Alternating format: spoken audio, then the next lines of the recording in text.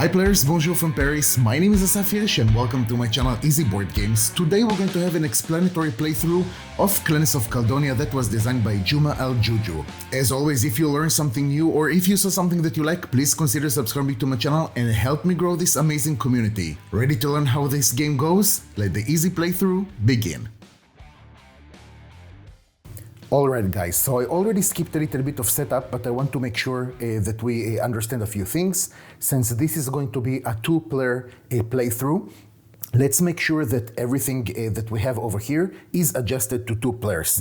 So the first thing that we have is the export boxes that we need to make sure that they're on the 2-player side. Then we have the export board also with the 2-player side, and that's pretty much about it. Regarding the main board that we have over here, we have a few changes. First of all, every time you see something here that is with a cloud, that means that these tiles are out of the game. You cannot place workers over there, which basically means that everything that is on the exterior is out of the game. Now the clans have already been picked, so you can see it right over here, and we already chosen also the bonus that they're going to start with. So right over here we have some wool, bread and milk, and on the other side we have 2 wheat and cheese. Also, each player is going to start with 55 pounds. Now before we starting the game, we need to do an additional phase of the setup, which is the initial worker placement.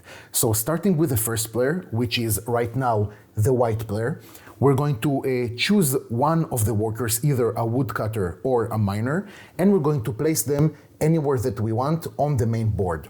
Now, a few things that are important to say. First of all, in each hex, we will be able to have only one worker. And also, we need to make sure that that hex corresponds to the worker itself. So, for example, a miner will have to be in a hexagon that contains at least a little bit of mountains. So right over here, for example, here or here, but not in a hexagon like this or like this one. A woodcutter is exactly the same thing, but with a forest. So in this hexagon, for example, or with another one that contains at least a little bit of a forest, like this one or this one. Now, each time we're placing a worker, we will need to pay the price of the worker itself and also the price of the hexagon. Now, the first and the second one that we'll see soon enough, you can place it wherever you want on the board, which is something that will change a little bit later when we'll dive into the game itself. So let's say that the white player decides to put a miner over here in this hex. So we're going to pay 10 plus 1, right? That is the price of the worker and the price of the tile. So the white player will pay 11. We take 11 and we put it in the general supply of money. The blue player will decide to put a woodcutter. So he's going to do something pretty similar and he's going to put it right over here. So that means 6 plus 1, and that is 7. I'm going to take 7 pound and put it right over here. Now in reverse turn order, we're going to do the same thing. Now again, the second worker that you're putting does not have to be adjacent to the first worker that you've already placed. Now, as usual, this video is not here to give you any kind of strategical advices, but this is your chance to pretty much set the tone for maybe the rest of the game, or at least to make sure that you are in the areas that you want to be a little bit later. So now the blue player will take one miner. Of course, he can take another woodcutter, but he prefers to take one miner, and he will decide to put it right over here. So he's going to pay 11, right? 10 plus 1. So there you go, 11 pound. The white player will decide to put a second miner, and he's going to place it right over here. So that is another 11 pound that he will spend. Now in Clans of Caledonia, we're going to have 5 rounds, and in each round we're going to have 4 phases. In the first round, we're going to skip the first phase and dive in directly to the action phase. In the action phase, we have 8 possible actions that we can take. I'm not going to explain all of them right now, so let's just see how the game rolls. Each player is going to take one action, then another player is going to take action, and it's going to go back and forth until all players have passed. The first action that the white player is going to take is the obtain and export contract. So let's go over here to this board, and basically it says that the white player can choose one of these boards and will be able to take it and place it right over here. Now this action is going to cost the price that is marked right over here. So obviously, as you can see, in the first turn, you're actually getting 5 pounds, okay, because you can see the number here is black.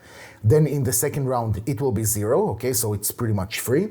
And then in the third, fourth, and fifth turn, it's going to cost 5, 10, and 15 accordingly. So the first export contract that the white player will take is this one right over here. So he's just going to take it and place it right over here. And don't forget that he will receive for it 5 pounds. Pay attention that we're not going to draw a new contract from the pile. We're going to do it later on when we will refresh the board. The blue player would like to do something that is called expand. So let's talk about it for a few seconds. Expand means that you can take any one of the units that you have on your personal board and place it, for now, adjacent to one of the pieces that you already have on the main board. Right now, the blue player has this woodcutter and the miner. Now, all the other units besides the miner and the woodcutter needs to have at least some part of a grassland. So for example, this hexagon will be okay, or this one, or all the others. I think you understand. So if, for example, I would like to take a distillery, okay, or a field that you can see right over here, we will need to put it in a place that is adjacent to one of the workers. Pay attention that for now, we cannot put it adjacent across a river, okay? We will see it a little bit later when we will talk about shipping distance. So for now, the blue player would like to take one of these cows and place it right over here.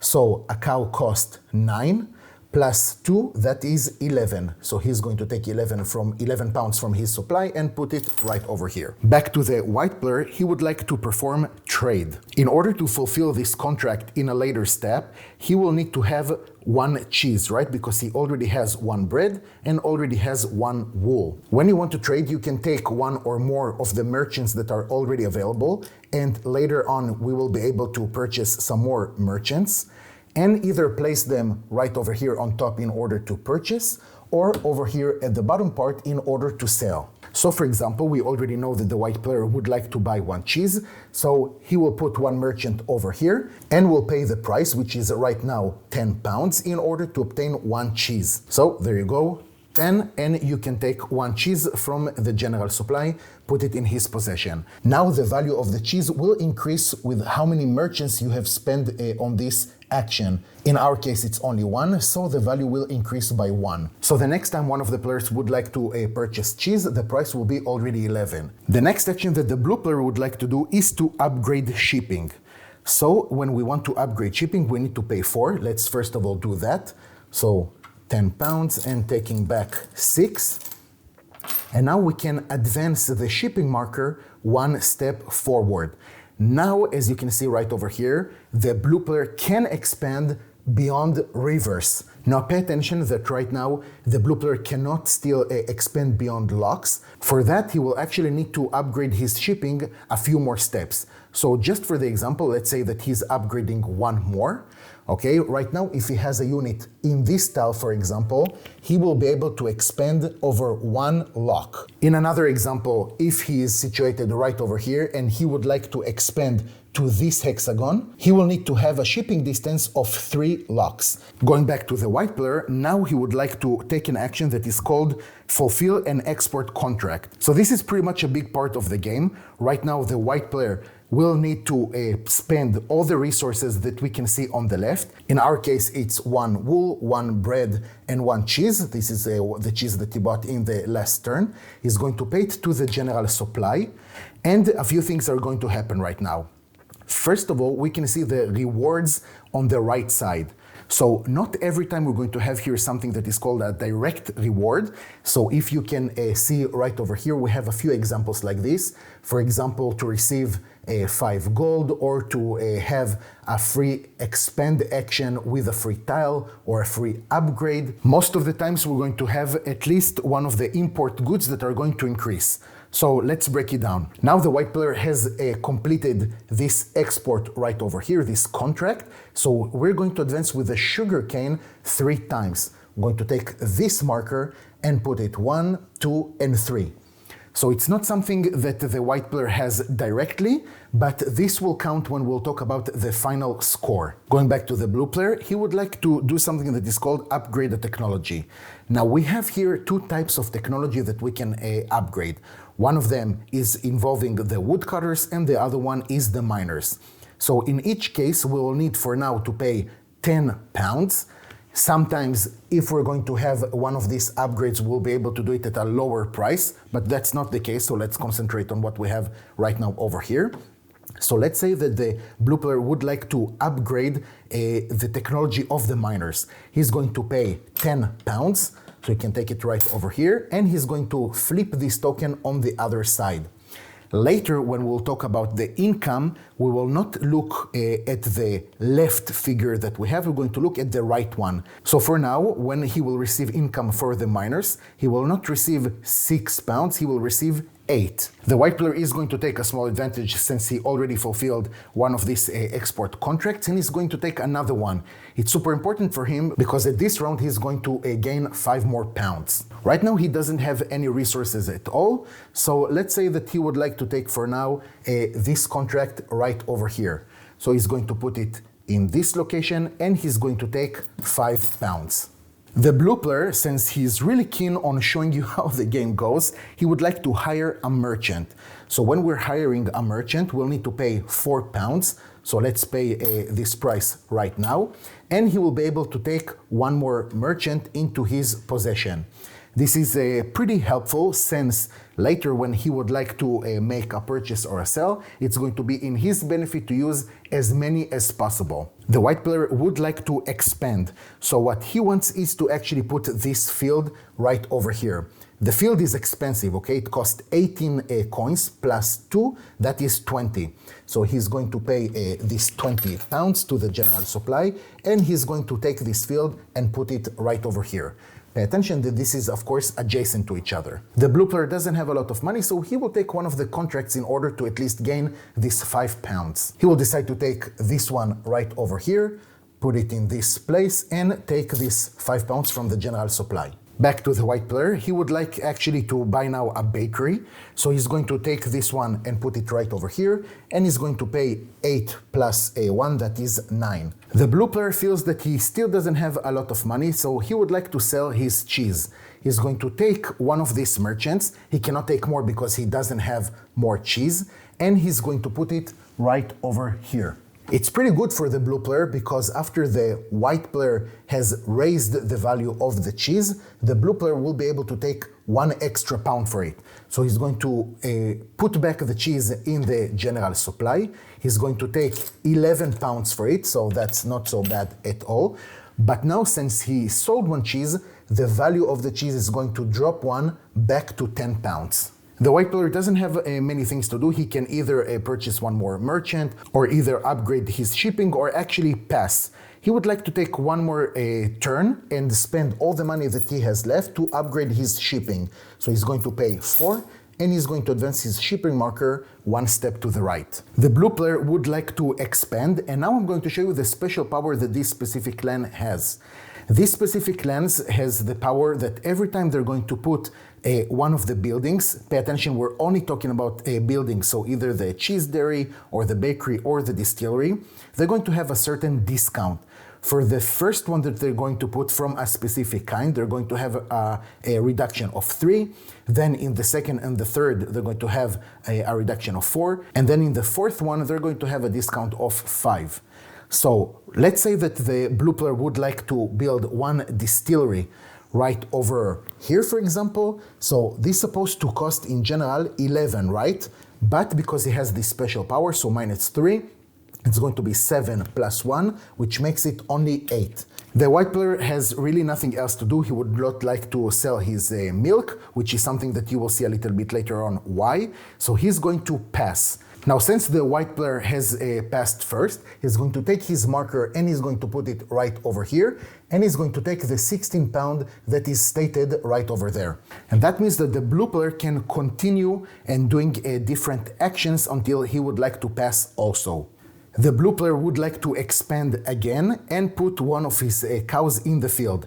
So 9 plus 1, that is 10. And pay attention that we can expand right now beyond the river because this is what the shipping marker is stating, right? We already upgrade the shipping. Since the blue player has passed second, his marker is going to go over here and he's going to have 13 pounds that he can add to his possession. Now that both of the players have passed, we're going to move to the next phase, which is the production. So first of all, starting with the white player, we're going to take the money that he has from his workers. Right now we can see that he has 2 workers. We can directly go to the second rubric that we can see right over here and look on the left figure, right, because the technology is not upgraded, and see how much money he has from this. Right over here, it's stated that he has 12 pounds that he can take. So we're going to take these 12 pounds and put it in his possession. Next, we're going to move to the basic goods, which means basically the wheat, milk, and wool. Right over here, we can see that he's only going to get wheat, but it's going to be 2 wheat. We're going to take this from the general supply and put it in his possession. Then we're going to continue to the processed goods, which is something that is optional, but I think usually it's recommended. And here we can convert, for example, wheat into whiskey or bread, and that depends if we have that specific building in our possession. Since the white player does not have the distillery right now on the board, he will not be able to produce whiskey, but he can produce bread because he has 1 bakery right over here. It's true that he has 2 of this wheat, but since he has only 1 bakery, he will be able to produce only 1 bread. So he's going to put 1 wheat in the general supply and he's going to receive for it 1 bread. Now I would like to show you the special power that this clan has, and at the end of the production phase, we can convert any bottles of milks that we have to 8 pounds, and it doesn't matter what do we have on the trade board right over here. So of course the white player did not play at all to this advantage, but again this is just to show you how the game goes. So he would like to put this milk back in the general supply and to receive for it 8 pounds. Now for the blue player, so we're going to look right over here. First of all, this technology is already upgraded, so for the miners he will receive 8 pounds. Plus the 4 pounds from the woodcutter, which makes it a total of 12 pounds. Then we're going to continue to the basic goods. So we have 2 cows in the main board, so we can take 2 milk for it. And now we're going to continue to the processed goods. So it's true that he doesn't have a production of wheat right over here, but he does have wheat already in his possession, and he does have a distillery. So he will be able to convert one of these wheat to 1 barrel of whiskey. Now that we have finished the 3rd phase, we're going to continue to the 4th one, which is scoring. So this is where we are looking at the scoring tiles that we have over here. Obviously, we're at the 1st round, so we're only going to look at this one. Now, this specific scoring tile says that for every worker, and we're talking about a woodcutter or a miner, you're going to receive 2 glory points. So again, starting with the white player, he has 2 workers, which means that he's going to score 4 glory points. I'm going to take this marker right over here and put it on number 4. The same we're going to do with the blue player. Again, he has 2 workers. That means 4 glory points as well. And we're going to put this marker also on number 4. That's it. That was the 1st round of Clans of Caledonia. Let's do another full round just to make sure that we understand everything. In this case, we need to flip the previous round a scoring tile face down. That means that this one is going to be like this, just so we will not be confused. Then we will refill any empty boxes on the export board. So we're going to take from the top of the pile right over here, and we're going to fill everything that is empty. So this is the 2nd one and the 3rd one right over here. And all the players are going to retrieve now the merchants that they have used in the previous round. So this merchant is going back to the white player, and this merchant is going back to the blue player.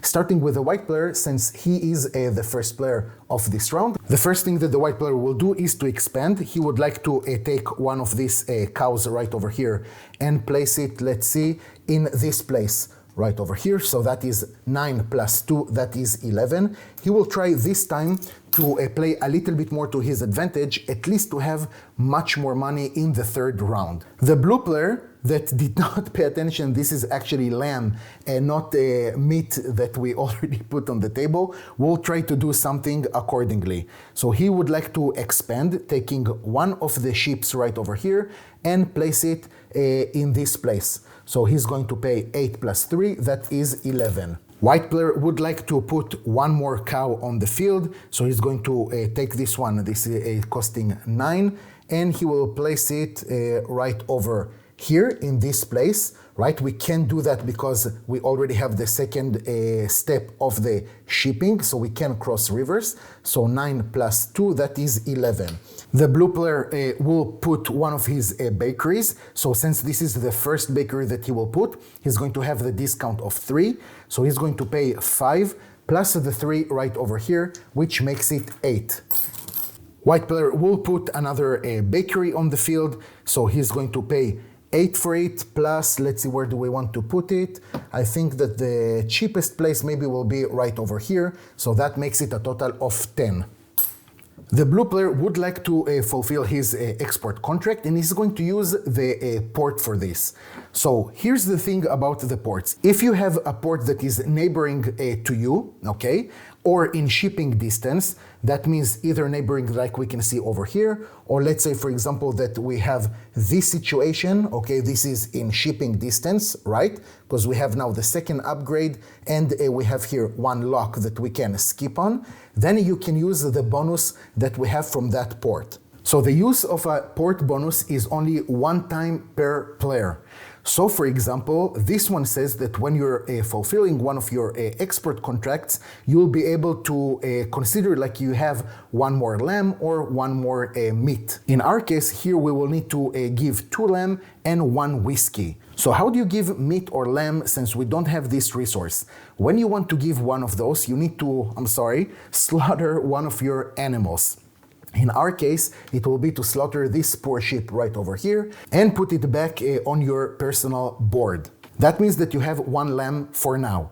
Now, because we're going to use this port bonus, we're going to have a second one. But when we're using this port, we'll need to take one of our markers and put it right over here to indicate that the blue player has used the port and will not be able to use it again. Of course, the white player, if at any point he will reach this area and be neighbor to this port, he will be able to use the port bonus as well. So right now we have 2 lamb already, one because we slaughtered and the second one because of the bonus from the port. And the last thing that we need is to pay 1 whiskey. So we have this whiskey barrel right over here. We're just going to put it back in the general supply. And that means that we have fulfilled this contract. Now let's see what are the bonuses. First of all, we get to advance the sugarcane 3 more times. So from 3, we're going to go to 6. And because we have passed this threshold that we have on numbers 5, 10, 15, and so on, that specific player will receive a bonus of 1 pound. And the other thing that we don't actually advance over here, we just know that we have 1 hop. That is something that later in the final scoring, we will receive victory points. The last thing is one of the immediate or direct bonuses that you can see right over here. And that means that the blue player will be able to do an expand action for free. That means right now. And he will not need to pay for the hex that he will put whatever he would like to put on. He's only going to pay for the units that he's going to put. So this will be a good time for him to put it maybe on an expensive hexagon. Let's say that he would like to put his second bakery on the board. He would like to put it right over here. So for sure, he's not going to pay for the hexagon, right? This is the bonus. And since this is the second building of the same type, we can again look at his special power. And the second building of the same type is going to have a discount of 4. So instead of paying 8, he will pay only 4. That is pretty good for him. Going back to the white player, he sees that he doesn't want right now to upgrade maybe the shipping or to have another merchant. He actually prefers to have again the first bonus of the first player who's passing. So he's going to pass, moving his token again to this place right over here and receiving 16 pounds for it for the next round. That means that the blue player can continue play until he's passing also. The blue player would like to take for now another contract right over here. So maybe he would like to take something with bread and whiskey if we have that, but we don't have something like that.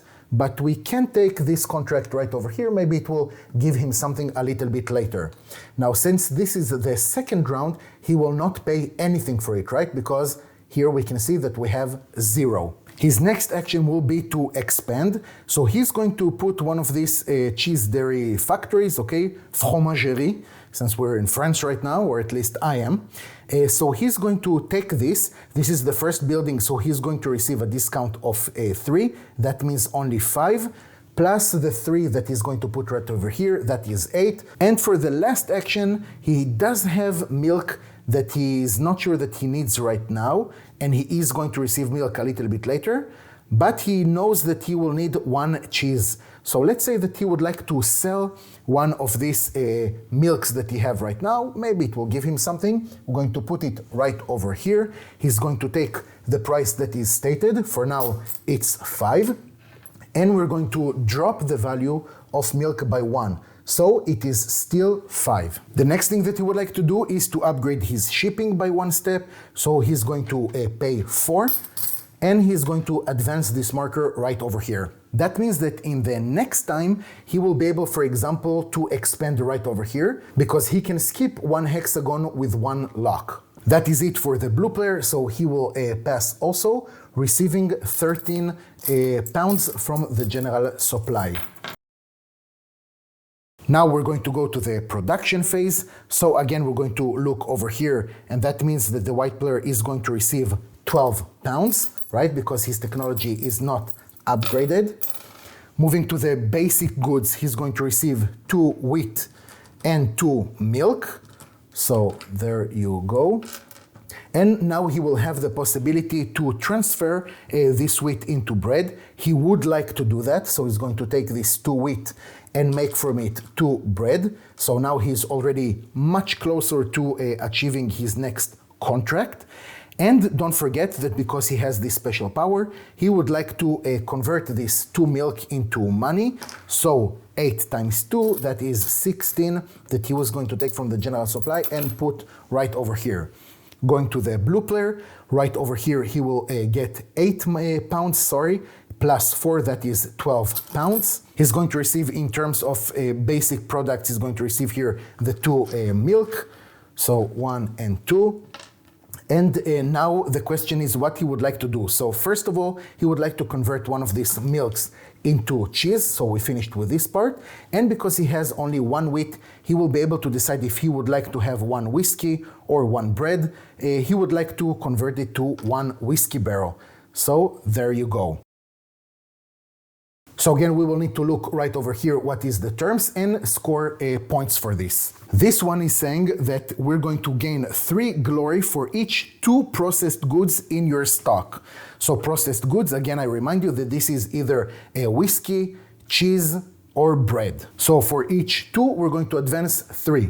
Let's start with the white player. He has right now 3 bread. That is the only processed goods that he has. So we're only going to consider these 2 bread that he has, and we're going to advance 3.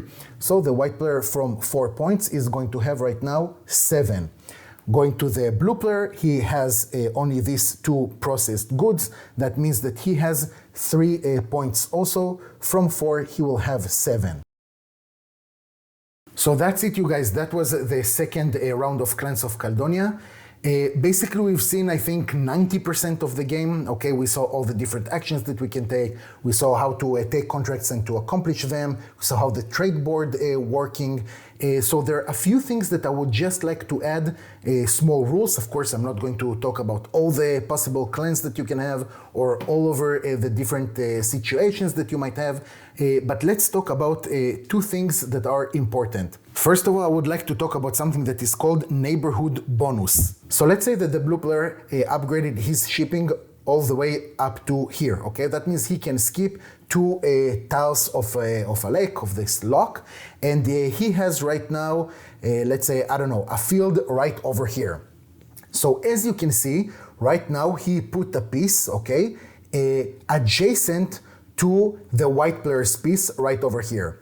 First of all, this neighboring bonus cannot cross rivers, so this one does not matter. And it says that if you expand into a space neighboring to another player's unit, you may immediately perform an additional trade action and buy the type of good produced by the neighboring unit from the common stock. You cannot buy more than 3 pieces of the same type of good per turn, and also the price of the basic goods that we can see right over here is reduced by 2, okay, so this is the symbol that we see right over here, and the price of processed goods that we can see right over here is going to be reduced by 3. So right now we can see that the blue player has only 2 merchants, so he will be able to buy only to milk, okay? Obviously it's going to be milk because this is a cow. If, for example, this was the situation, so he will be able to choose either from the wheat or from the bread.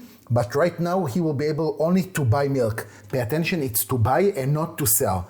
So because he has a 2, he will be able, now we're basically continuing to the normal purchase that we've seen before. Okay, so he's going to put, let's say that this is not here, that he's going to put these 2 merchants right over here. And he will be able to buy 2, but the price of each one is reduced by 2, right? This is basic product. So basically, instead of paying a 10, right, for 2 milk, that will be a -4, right? -2 for each one. So he's going to pay only 6 for having 2 bottles of milk. Now, another thing that I would like to add, and that is regarding the trade board, that in a single round, you will never be able to have merchants that also purchased and sold in the same round, okay? So a situation like this will never be possible. Of course, you will always be able to add merchants to the purchasing, or on the other side, you will be able to always sell more. The last thing that I would like to talk about is the final scoring, and we'll talk a little bit about the different products that we can have right over here on the board. So for this example, I would like to add this contract over here to the completed ones, okay, of the blue player. Let's put it right over here. And also let's add this contract to the white player. So of course, in the final scoring, we're going to have 1 victory point for every glory that we took during the game itself, right, from completing this task. Also, we're going to have 1 victory point for each basic good that is still in our stock. So for example, the blue player will have here 3 more victory points. We're going to have 2 victory points for each processed goods that we still have in our supply. In this case, the blue player will have 4 more victory points. For money, for each 10 pounds that we have, we're going to receive 1 more victory point. We're going to have 1 victory points for each hop that we imported. Okay, so now we're going to look right over here, and we can see that the blue player has imported 3 hops. So that will worth 3 more victory points for the blue player. The next thing, we're going to look at the cotton, tobacco, and sugarcane. So I would like to draw your attention to this part of the board right here. And it says that the rarest of the 3 imported goods will be worth 5 victory points each. The most common one will be worth 3 victory points each, and the one in the middle will be worth 4. So what does it mean? We can see that cotton, we have the least, right? We have only 3 that we imported, and that means that this is the rarest imported good from the 3 of them. So each cotton of the different players will be worth 5 victory points. We can see that the white player, right over here, has 3 of those, so 3 times 5, that means that the white player will have 15 victory points. Then we're going to the middle one, right? That is the sugar canes. And it means that for each sugar cane we'll receive 4 victory points. So over here we can see that the white player has 3 times 4, that is 12 victory points. And for the blue player, he also has 3, that means also 12 victory points. Then for the most common of the imported goods, that is the tobacco, we will receive only 3 victory points for each tobacco. So right over here, we can see that the blue player has 7 of this tobacco, so 7 times 3, that is 21 victory points. The next thing that we will score for is the export. So each player counts the number of their fulfilled export contracts and gains victory points, as we can see right over here on the tile itself. So in a 2-player game, the person that has more contracts, okay, that he already finished, will receive 8 victory points. In our case, it's the blue player. And the second one will not receive anything. So the white player will receive 0 victory points for this. And the last thing that we will score for, and maybe the most complicated, but let's break it down, is the settlement scoring. So each player counts now the number of their settlements within shipping reach of each other. Now each settlement is going to be defined as a cluster of neighboring units of one specific color, okay? Pay attention, that is adjacent and no river between. So that means that for the blue player, for example, he has one cluster, right, this one. This one is already another settlement because we have the river over here, but is still in a shipping range. And also this is going to be one settlement because it is in a shipping range, but it is not neighboring. We talked about neighboring and when we saw the neighboring bonus when we're expanding next to another player. So here we're going to have 3 settlements. Now, if we have something that is not in a shipping range, it's not going to be considered as one of our settlements. In the white player's example, we can see that this miner right over here is not in a shipping range from the cluster, as we can say. So this will not be considered as one of the settlements because here we're going to obviously score more. So this is going to be a 1, this is going to be the second settlement, and this is going to be the third one. So we have a tie between the blue player and the white player. If in another example we would have had this distillery right over here, for example, okay, then this would have been 1, 2, 3, and 4, and that means that the white player has more settlements. Pay attention that this is about the number of settlements and not the bigger settlement. So the player that has the most settlements will receive 12 victory points. If they have the same, they're just going to break down in the middle of the scoring and will divide it between the players. So in the expert scoring that we saw before, they would have split the 8 victory points between them. And here in the settlement scoring, they will just divide between themselves the 12 victory points. After that, we're just going to sum up all the victory points, and the player that has the most victory points is going to be the greatest clan chief of Caledonia, and of course wins the game. Guys, thank you so much for watching. I really appreciate it. Take care and see you next time.